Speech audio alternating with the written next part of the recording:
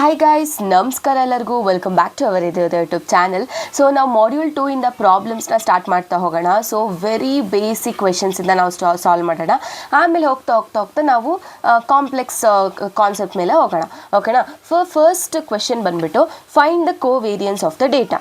So ಇವಾಗ ಅವರು 2 data ಕೊಟ್ಟಿದ್ದಾರೆ, ಒಂದು ಎಕ್ಸ್ ಮತ್ತು ಒಂದು ವೈ. ಓಕೆನಾ? ಸೊ ಇದ್ರ ಮೇಲೆ ನಾವು ಕೋವೇರಿಯನ್ಸ್ ಆಫ್ ದ ಡೇಟಾನ ಕಂಡುಹಿಡಿಬೇಕು. ಸೊ ಫಸ್ಟ್ ಸ್ಟೆಪ್ ಏನು ಅಂತ ಅಂದರೆ, ಸೊ ಫಸ್ಟ್ ಏನೇನು ಕೊಟ್ಟಿದ್ದಾರೆ ಅದನ್ನು ನಾವು ನೀಟಾಗಿ ಬರ್ಕೊಳ್ತಾ ಹೋಗಬೇಕು. ಸೊ ಫಸ್ಟ್ ಏನು ಕೊಟ್ಟಿದ್ದಾರೆ, ಎಕ್ಸ್ ಅಂತ ಕೊಟ್ಟಿದ್ದಾರೆ. So that is nothing but 1 2 3 4 ಮತ್ತು 5. ಆಮೇಲೆ ವೈ ಕೊಟ್ಟಿದ್ದಾರೆ 1 4 9 16 ಆ್ಯಂಡ್ 25. ಓಕೆ, ನಾವು ಇದರಿಂದ ನಾವೇನಂತ ಕನ್ಸಿಡರ್ ಮಾಡ್ಕೋಬೋದು ಅಂದರೆ n=5 ಅಂತ.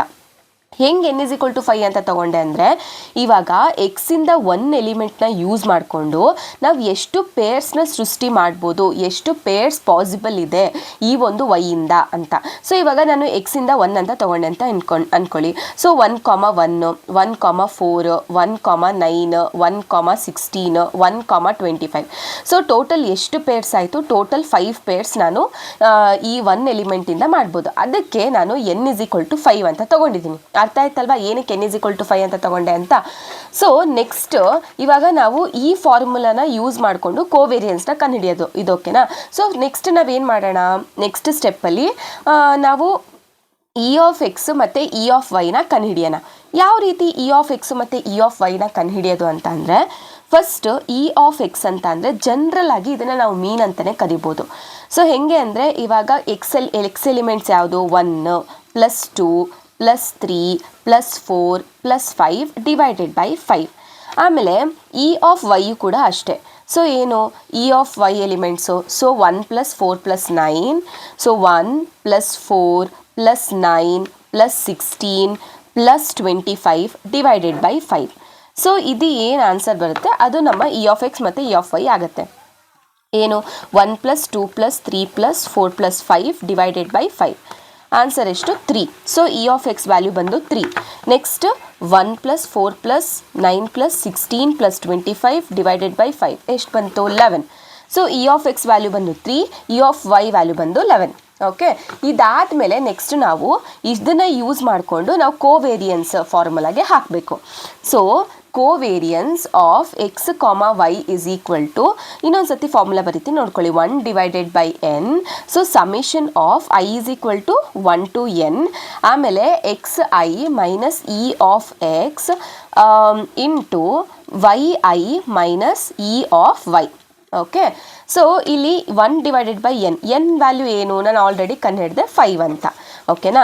ಸೊ 1/5 ಸಮೇಷನ್ ಅಂದರೆ ನಮಗೆ ಗೊತ್ತು ಸಮ್ ಮಾಡಬೇಕು ಅಂತ, ಈ ವ್ಯಾಲ್ಯೂಸ್ದು ಸಮ್ ಮಾಡಬೇಕು ಅಂತ. ಸೊ xi ಅಂತ ಅಂದರೆ ಇವಾಗ ಫಸ್ಟು i = 1. ಸೊ xi ಅಂತ ಅಂದರೆ x1 ವ್ಯಾಲ್ಯೂ ಏನು? 1. ಓಕೆ, x1 ವ್ಯಾಲ್ಯೂ ಏನು? 1. So 1 minus E of X value ಏನು? 3 ಇಂಟು y1. ಸೊ ಫಸ್ಟಿಗೆ 1 ವ್ಯಾಲ್ಯೂ ಹಾಕಬೇಕು. ಸೊ y1 ವ್ಯಾಲ್ಯೂ ಏನು? 1. So 1 minus E of Y value ಏನು? 11. ಸೊ ಈ ಥರ ನಾವು ಎಷ್ಟು ಎನ್ ವ್ಯಾಲ್ಯೂ 5. ಸೊ 5 ವ್ಯಾಲ್ಯೂಸ್ವರೆಗೂ ಕೂಡ ನಾವು ಈ ಥರ ಸಮ್ ಮಾಡ್ಕೊಳ್ತಾ ಹೋಗಬೇಕು. ಸೊ ನನಗೆ ಹೇಳಿ, ಇವಾಗ x2 ವ್ಯಾಲ್ಯೂ ಏನು? 2 ಅಲ್ವಾ? ಕ್ವೆಶನಲ್ಲಿ ನೋಡಿ, x2 ವ್ಯಾಲ್ಯೂ ಏನು? 2. ಆಮೇಲೆ ಇ ಆಫ್ ಎಕ್ಸ್ ವ್ಯಾಲ್ಯೂ ಏನು? 3. ನೆಕ್ಸ್ಟು y2 ವ್ಯಾಲ್ಯೂ ಏನು? 4. E of Y value 11. Okay, plus so x3 value ಏನು? 3. E of X 3. Next y3 value ಏನು? 9. E of Y 11 plus next y4. So x4 value ಏನು? 4 minus 3 into y4 value 16. E of Y 11 plus next last x5 value 5 minus E of X value 3 into next y5 value 25 minus E of Y value 11.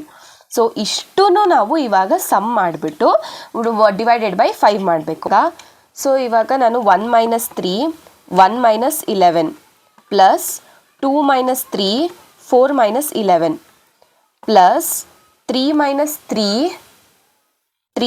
3 9 - 11 plus 4 - 3 16 - 11 plus 5 - 3 25 - 11 ಎಷ್ಟು ಬಂತು ನನಗೆ 60. Okay, so ಇವಾಗ ನಾನು 60/5 ಮಾಡಿದಾಗ ನನಗೆ ಎಷ್ಟು ಬರುತ್ತೆ 12. ಓಕೆ, ಸೊ ಟೋಟಲ್ ಆನ್ಸರ್ ಬಂದ್ಬಿಟ್ಟು 12. So this is the covariance of the data. ಇದರ್ಥ ಆಯ್ತಲ್ವಾ ಯಾವ ರೀತಿ ನಾವು ಕೋವೇರಿಯನ್ಸ್ನ ಕಂಡುಹಿಡಿಬೇಕು ಅಂತ.